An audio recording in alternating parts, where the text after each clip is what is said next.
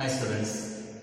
In the last class we have discussed about accounting, the concept of accounting, definition and elements of accounting.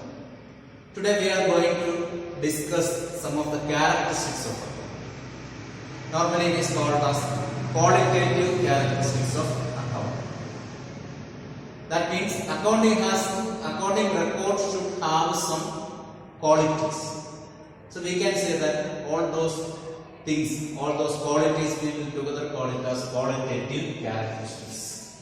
Qualitative characteristics of accounting.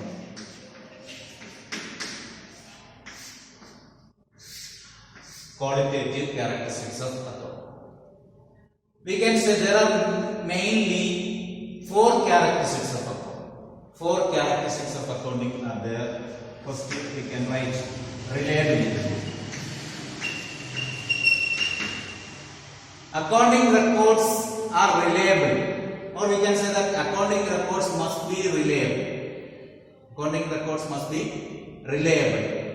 It must be capable to understand, and it must be capable to believe. So, in order to believe, some evidence should be there. That means all the information recorded in the books of account must be supported by some documents. Then only we can believe that. Suppose we are writing in the books of account rent paid. Rent paid. This we are writing in the books of account. Rent paid rupees 5,000. This is a transaction that we are recording in the books of account. Since we record this transaction in the books of account, that is rent paid 5,000, we cannot simply write it as. In order to write that, there must be a document to support that yes, rent is paid. So for that, we have to attach, we have to make a file of such documents together. For this, we will keep the document of rent receipt. So if we pay the rent, the house owner will give a receipt that rent of this much is received. So that receipt must be attached in our file. The receipt must be attached in our file. So rent paid, then only we can believe that this rent is paid.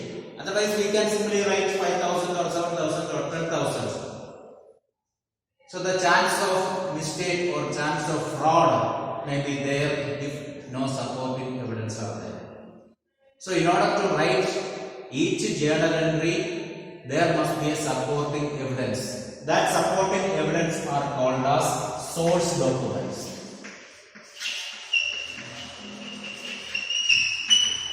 Source documents. Normally, these source documents we will call as voucher.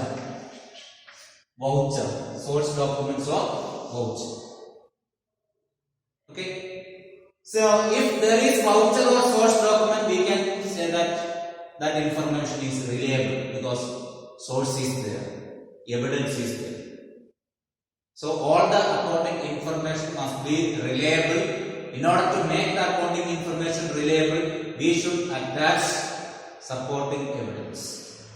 So such supporting evidence are called source documents for vouchers.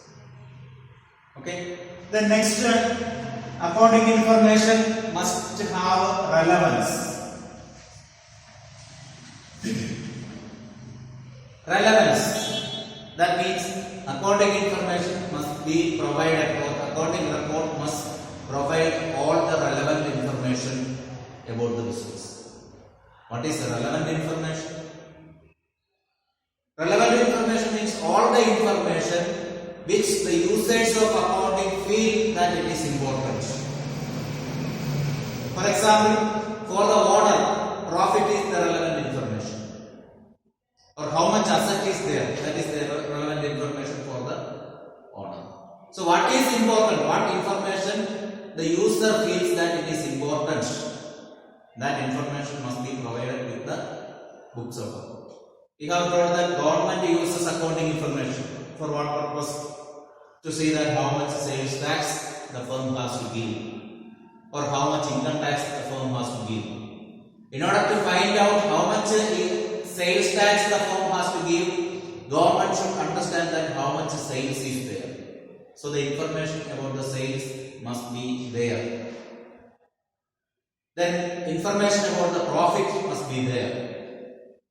And for the management, various information is needed. For example, how much value of asset is decreased this year. How much value of assets decreased or used this year. For that information is needed. So that information will be there in the expense side of the profit and loss account. As we told, how much rent we paid this year. Okay, such information, all the material information must be provided in the books of account. That is what relevance says. Okay, so relevance, the quality of relevance says that all the relevant information or useful information must be disclosed by the books of accounts.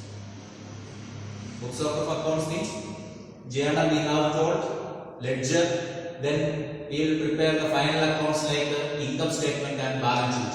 In all these things, the information which are relevant must be conveyed.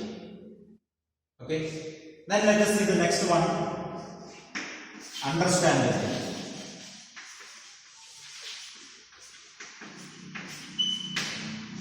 Understandability. What understandability says? It must be understandable to the users of accounting information.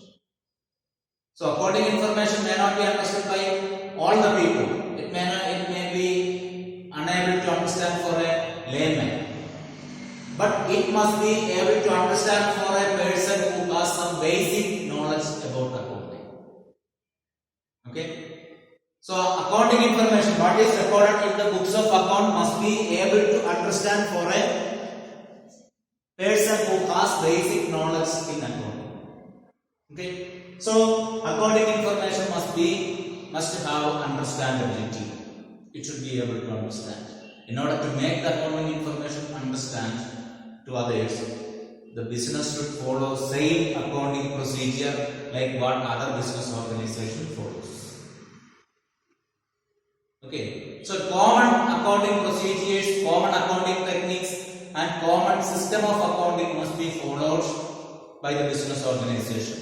Common in the sense what other organizations are following. Same type of accounting methods, systems, etc. must be followed by the business organization. Then only it will be able to understand for the users or the person who has basic knowledge in accounting. Then the last quality says it should have comparability.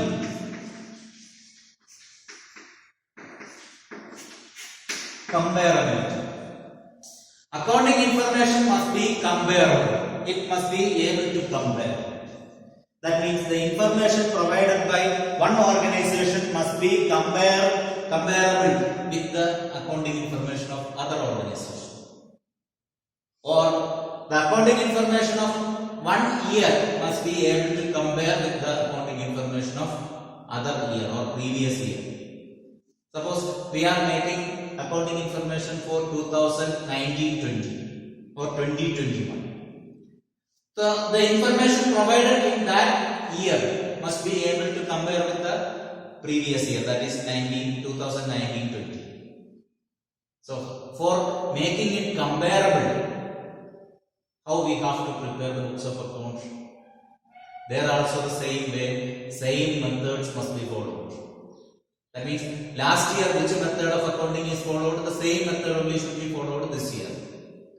For example, we have told regarding the decrease in the value of assets. So assets, we will study that what is assets. Anyway, you know that the valuable things used by the business for its existence can be called as assets. For example, building or machinery. In a business organization, machinery is there. Machinery will be used for a long period of time.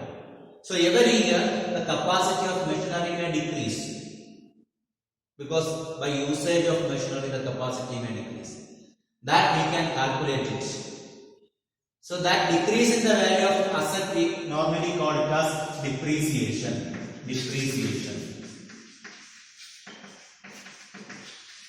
Depreciation. In order to calculate depreciation, there are many methods. For example, fixed installment system is there, diminishing balance method is there, then sinking fund method is there, machine hour rate method is there, many methods are there. So suppose last year we have followed fixed installment system of providing depreciation. So this year also we have to use the same method only. Otherwise, the depreciation of that year may not be comparable with the depreciation calculated this year. Because if we change the method, the value or the amount of depreciation may change. So in order to get the same figure or same result, same method must be used. Okay, then only we can compare one item of information with the previous year of the same item of equipment or information. Okay, so that is what it must be comparable. In order to make the accounting information comparable with the other organization or previous year, same method must be followed. If we want to compare the accounting information or books of account of our business organization to previous business organization, we have to follow what other organizations are following. Same method must be followed. In order to compare this year information with the previous year, what we have followed in the previous year, that same method must be followed this year also. Okay, so these are the qualitative characteristics of accounting, qualitative information about accounting. Now let us see what are the objectives of accounting.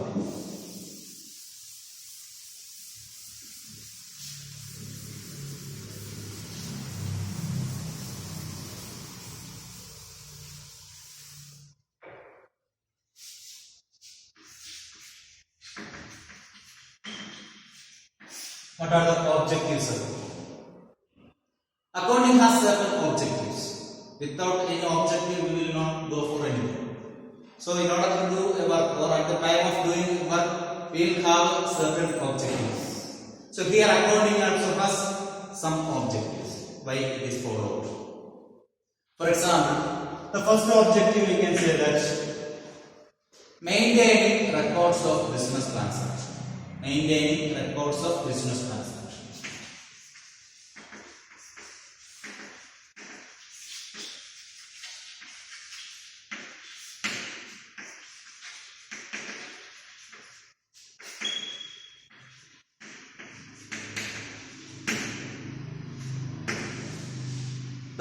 One of the objective of business organization or accounting, one of the objective of accounting is maintain the records of business transaction.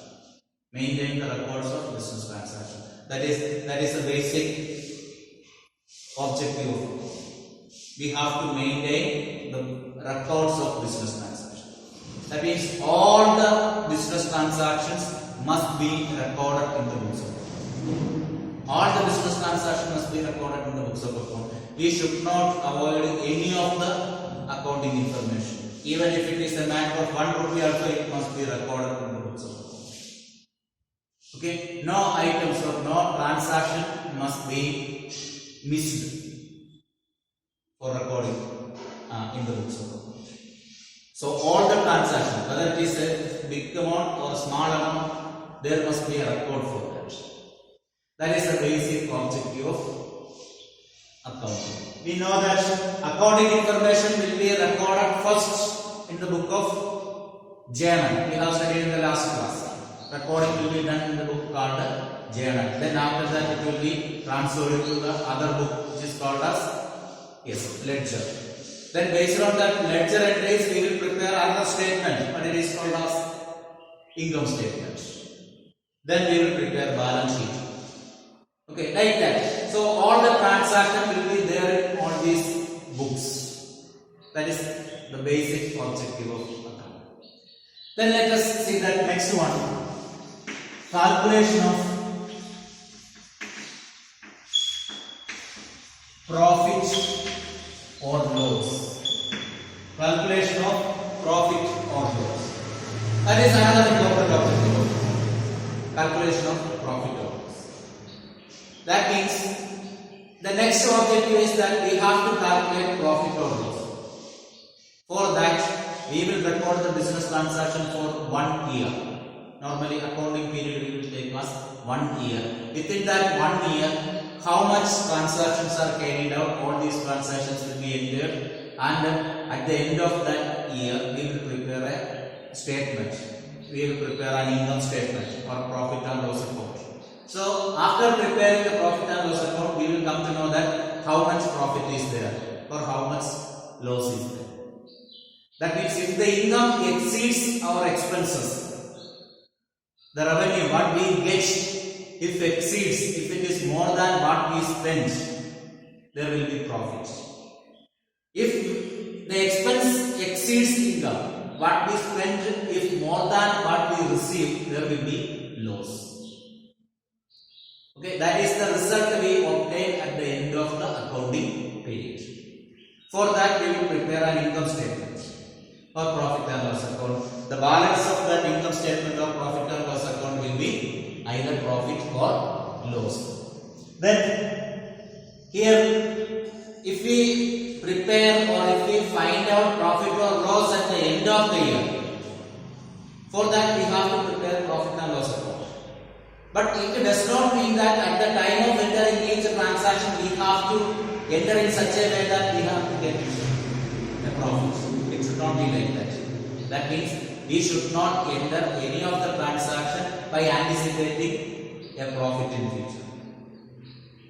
Okay, we should not be prejudiced or we should not be entering the transaction with an object of getting profit in future. Instead of that, what we have to do, what is actual must be entered. What is actual must be entered. We should not make any alteration. We should not expect any profit. By expecting profit, we should not enter any transaction. At the end of the year, the result may be profit or loss. That we can leave for the future. Now itself, we should not enter the transaction in such a way that we have to get any profit. That is what accounting says. What is actual, that must be shown in the result. Okay. The next depiction of financial position.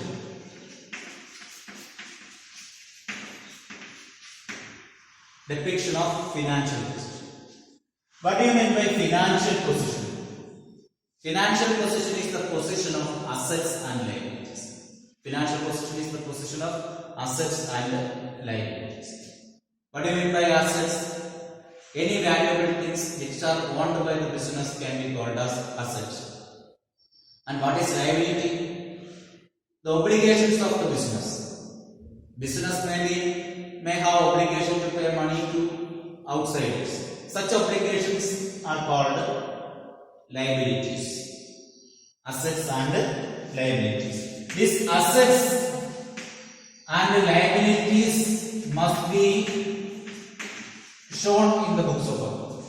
For that only we are preparing balance sheet to show the position of finance or financial position. In the balance sheet, it must show the correct financial position of the business. That means balance sheet will be prepared at the end of the year on a particular date. On that particular date, how much value of asset the business has, that must be shown in the balance sheet. In the same way, how much value of liabilities will be there in the balance sheet, that also must be shown in the balance sheet. And always in a business, assets must be equal to liabilities. How much asset is there for the business, that many liabilities also must be there for the business. So assets will always be equal to liabilities. You may get a confusion that how it is possible. If sometimes asset may be more, sometimes liability may be more. But you will study that how assets are equal to liabilities. That you will study later. In this chapter, in the next chapter, you will study that how assets will be equal to liabilities. Okay. Okay. Now you have to see that how much asset is there and how much liabilities are there. That must be shown in the books of account. That is another objective of accounting. The next, the fourth one, we can say that providing accounting information to its users.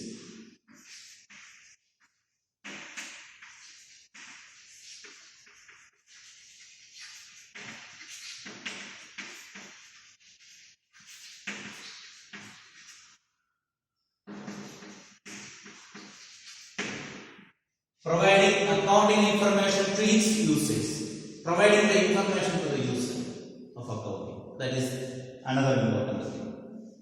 That means we have recorded all the business transactions in the books of accounts, and based on that we found out how much is the profit or how much is the loss, and find out that how much asset is there and how much liabilities are there.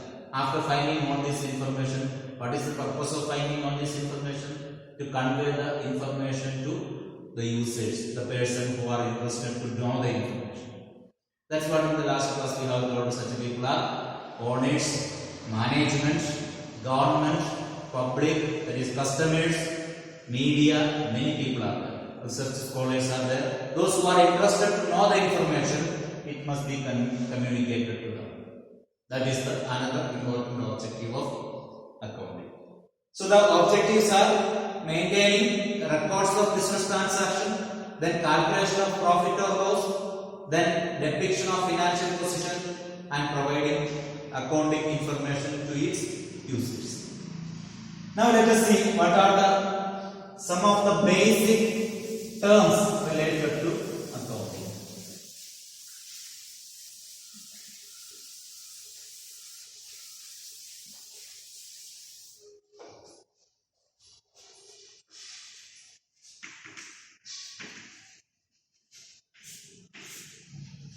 Let us see some of the basic terms of accounting. Many terms are there related to accounting.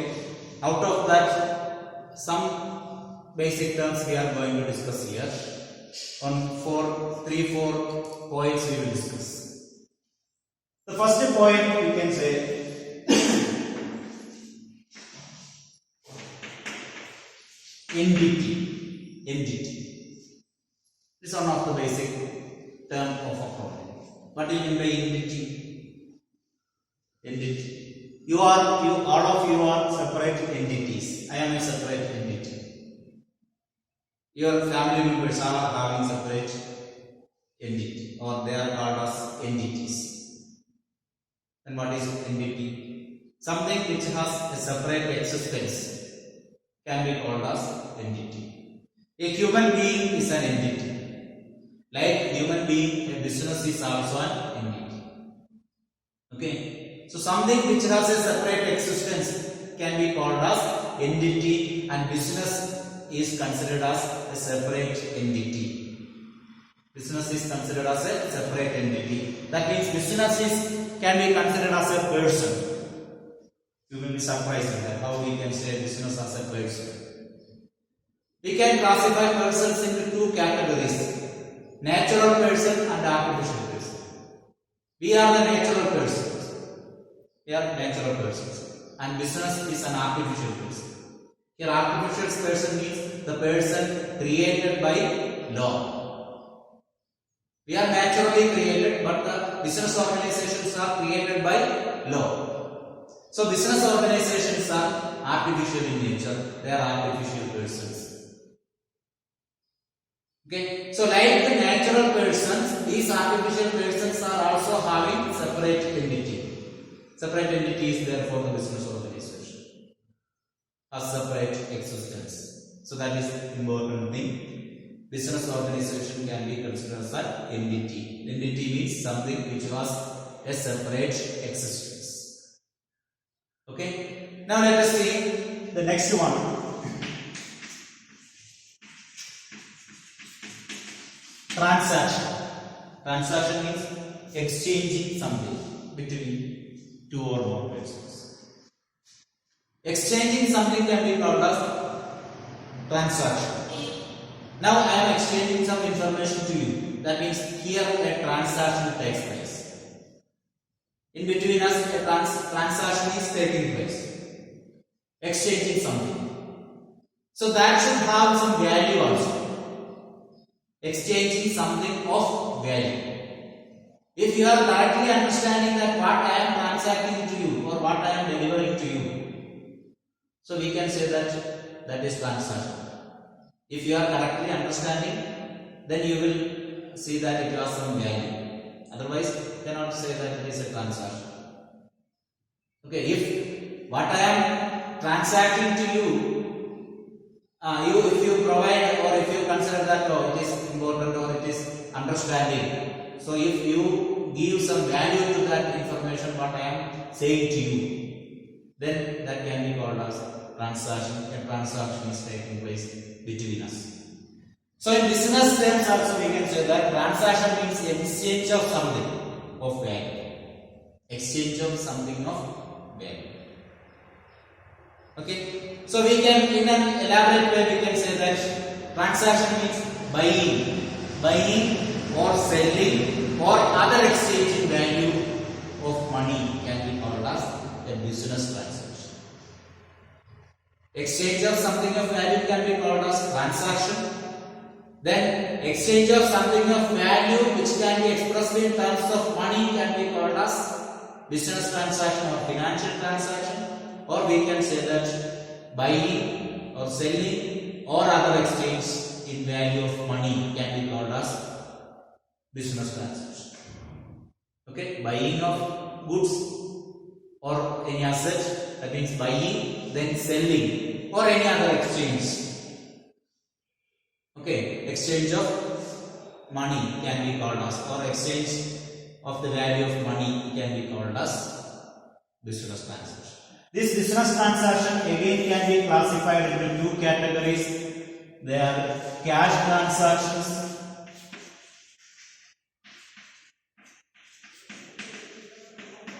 and credit transactions. Cash transactions and credit transactions. So there are two types of transactions, cash transactions and credit transactions. Then what is a cash transaction? What is a cash transaction? Any transaction which involves an immediate payment or receipt of money can be called as cash transaction. Cash transaction means any transaction which involves an element of cash. That means a transaction involving immediate receipt or payment of money can be called as cash transaction. For example, sold goods for cash, rupees 10,000.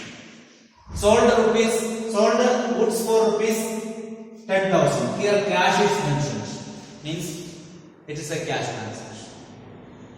Then another example you can see like this: purchase goods for rupees 5,000.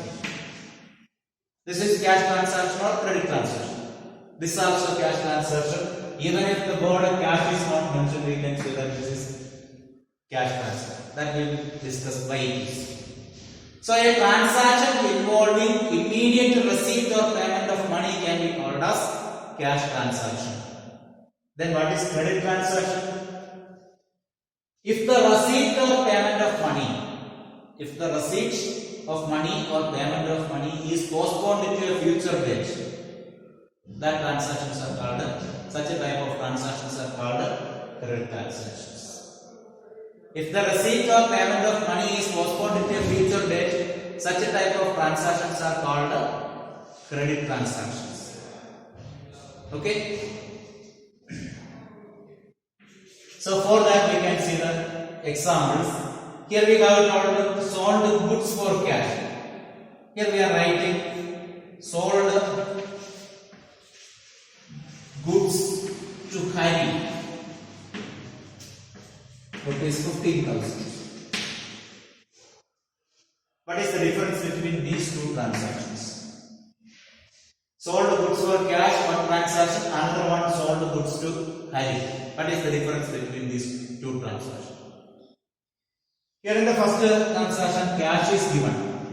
Here cash is not given. Instead of that, the name is given. Hari, the name is given. If the name of the party is given and if the word of cash is not mentioned, you can fix it as a credit transaction. Okay? If the word cash is not given and instead the party's name is given, then we can say that it is a credit transaction.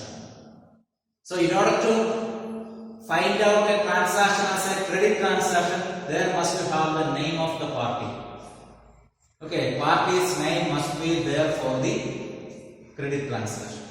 Okay, then here purchase the goods for this 5,000. Here party's name is not there, cash also is not there. Even though we will consider it as cash transaction only, because in this transaction party's name is not there. So for a credit transaction, that transaction must have the name of a person or the business organization. Let us see that example here. Purchased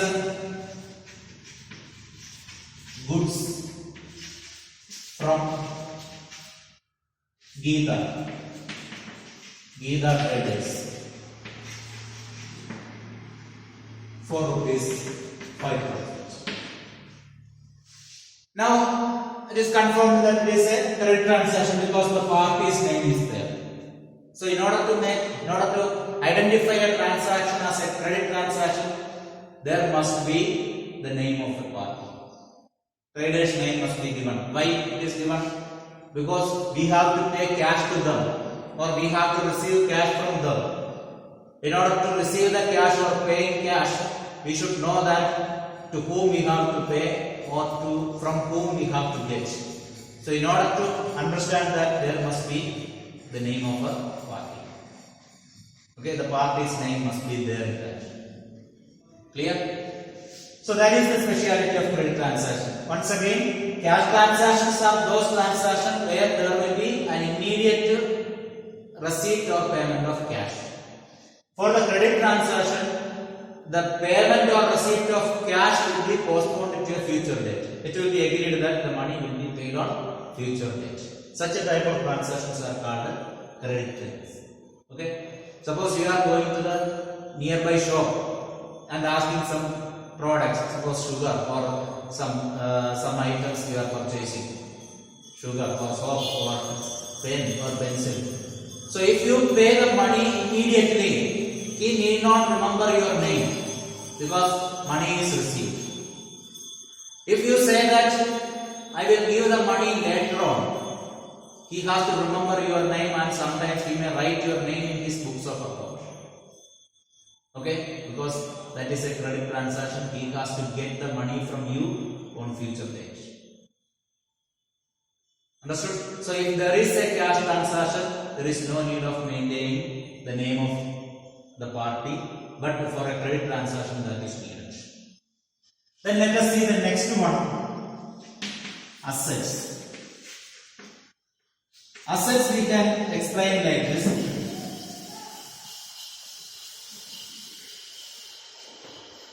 Cash or any other valuables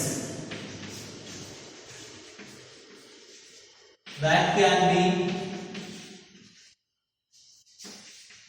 converted into cash used by the business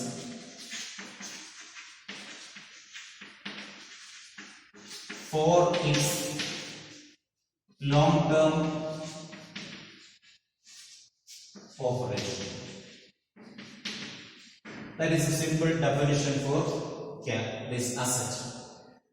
So assets can be either cash. If you have some cash with you, it is your asset, or any other valuables, any other item which are having some value. So any other valuables, any other thing which has some value.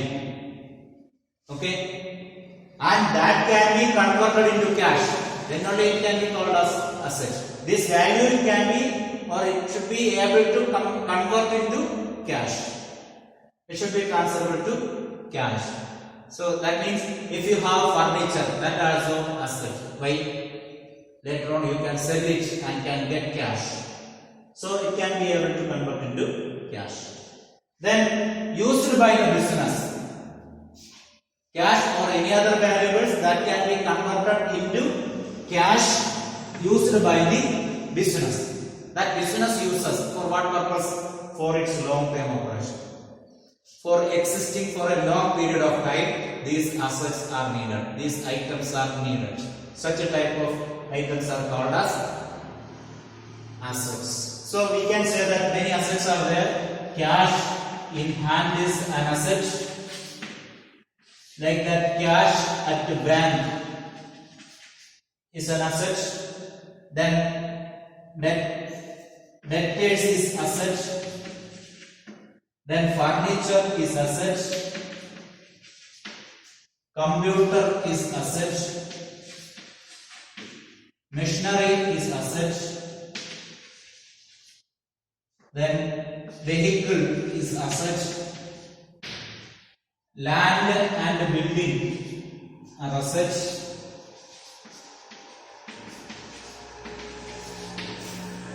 So like that many assets are there. This item, debtors we will study later. Debtors means the person who have to give money to us, or the person from whom we have to get money are called debtors. They are also assets. We will discuss debtors in detail later. Okay. So cash in hand means the cash which you have with you. Cash in hand does not mean that the cash which is kept in your hand. It can be in your pocket or purse or anybody inside or anywhere inside the business. That is cash in hand. Cash in hand means the cash you have deposited into bank. Then furniture, you know what is furniture. Then machinery, group of machines. Then vehicle, any automobile or computer or land and building. All these things are assets. These assets we can classify into two categories: current assets and fixed assets. Current assets and fixed assets. Current assets are those assets which can be or which will be used within a period of 1 year. Which will be used within a period of 1 year. Such a type of assets are called current assets. Or we can say that these are the assets which will be converted into cash within a period of 1 year. For example, cash in hand. Cash in hand is a current asset. Cash in hand or cash at the bank, debtors, etc. are current assets. Means these are the assets which will be converted into cash or will be used within 1 year. For example, this cash in hand and cash at bank, it is already cash. So the cash which we have may be used for the business purpose in this year itself. And what is there in our bank account also will be withdrawn and will be used for the purpose of business. In this year also normally it will be done. And the debtors, we have told that the person who have to give money to us. For example, here we have told an example, we have told sold goods. Sold goods to Hari. Sold goods to Hari means for 15,000 rupees we sold goods to Hari. That means Hari has to give 15,000 rupees to us. So Hari is our asset. So Hari has to give that money within 1 year normally. Within 1 year he has to pay the money. So Hari is our current asset. Current asset. Within 1 year the money will be converted, or the debtor, that person's obligation will be converted into cash. Then fixed assets. What do you mean by fixed assets? Fixed assets are those assets which will be used by the business for more than 1 year. Which will be used by the business for more than 1 year. For example, Furniture. Furniture is a fixed asset. Machinery is fixed asset. Land and building is another important fixed asset. So like this, the assets which will be used by the business for more than a period of 1 year, such type of assets are called fixed assets. Okay, so current assets and fixed assets, and later on we will study some other classification of assets also. That means intangible assets, fictitious assets, all those things we will study later. Now we have to classify the assets into two categories: current assets and fixed assets. Okay, these are all about basic terms of accounting. Some of the basic terms only we have told. That means only 3 basic terms we have discussed. Remaining we will discuss in the next class.